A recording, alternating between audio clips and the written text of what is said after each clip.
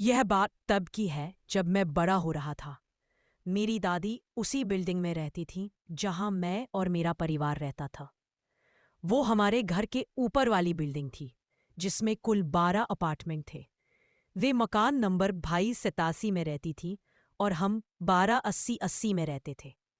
मेरे जन्म होने के पहले से ही दादी माँ अकेली रहती थी, उनके सोने वाले कमरे की तरफ जाने वाले हॉलवे में एक अलमारी कोठरी थी जिसमें हर महीने एक अजीब सी घटना होती थी। महीने में एक बार मेरी दादी मेरी माँ को ऊपर बुलाकर उनकी अलमारी को चेक करने के लिए कहती थी। उन्होंने बताया था कि पिछली रात को उनकी अलमारी में से बहुत ज्यादा शोर आ रहा था। एक बार मेरी माँ काम कर रही थी तो उन्होंने मुझे उनकी जगह पर दादी की मदद करने के लिए भेजा। मुझे नहीं पता था कि यह मेरे जीवन को परेशान करने और मेरे जीवन को अस्त व्यस्त करने वाले अनुभवों की एक शुरुआत होगी।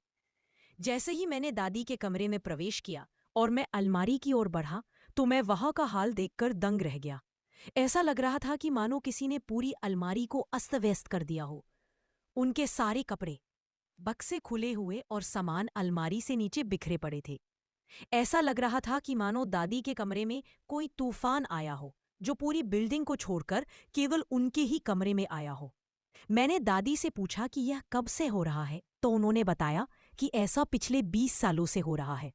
मैंने उस समय इस बात पर ज्यादा ध्यान नहीं दिया और मैं अलमारी को साफ सुथरा करके चला गया। इसके 2 साल बाद मेरी माँ का अचानक निधन हो गया, तो मेरी दादी माँ ने हमारा साथ देने और हमें हिम्मत देने के लिए हमारे साथ रहने का फैसला किया, ताकि इससे पैसे भी बच जाए और हम सब साथ भी रह सकें। इसके कुछ समय पहले ही दादी ने पैसे बचाने और सहायता पाने के लिए हमारे साथ रहने का फैसला किया। उस समय मेरे पापा ने मुझसे कहा कि तुम दादी के बेडरूम से कुछ जरूरी डॉक्यूमेंट्स ले आओ, जो मैं वहां रख दिया था। तब मैं उदास मन से दादी के कमरे में जाने लगा, पर मुझे कुछ अच्छा महसूस नहीं हो रहा था। जब मैं उस अलमारी के पास से गुजर रहा था, तो मुझे जोर जोर से किसी के अलमारी को पीटने की आवाज आ रही थी। लगा जैसे कोई उस अलमारी से बाहर निकलने की कोशिश कर रहा हो।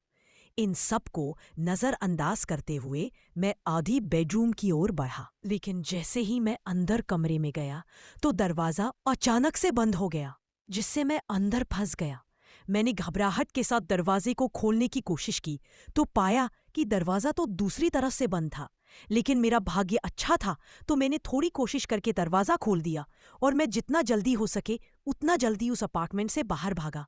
जैसे ही मैं उस अलमारी के पास से गुजरा तो मैंने देखा कि वो अलमारी में से जोर जोर से पीटने की आवाज आ रही थी, और वो आवाज इस बार काफी तेज थी, जिससे वो पूरी अलमारी हिलने लगी थी और ऐसा लगने लगा था जैसे वो अलमारी बस फटने ही वाली है। मैं पूरी तरह डर गया था और जैसे तैसे करके मैं अपने कमरे में पहुंचा। मैंने अपने पापा को दादी माँ के अपार्टमेंट की चाबियां दी और उनसे चिल्लाकर कहा कि आप ही जाकर वो काम कर लो, मैं नहीं जाने वाला।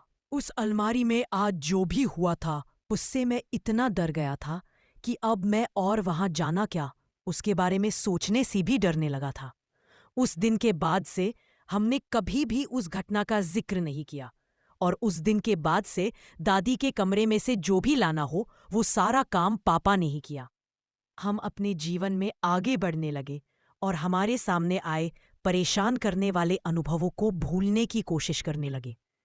आज तक मुझे अभी भी आश्चर्य होता है कि दादी की अलमारी में उन घटनाओं का कारण क्या था, या फिर वहां इससे भी अधिक भयानक हो सकता था। चैनल को लाइक करें, शेयर करें और सब्सक्राइब करें।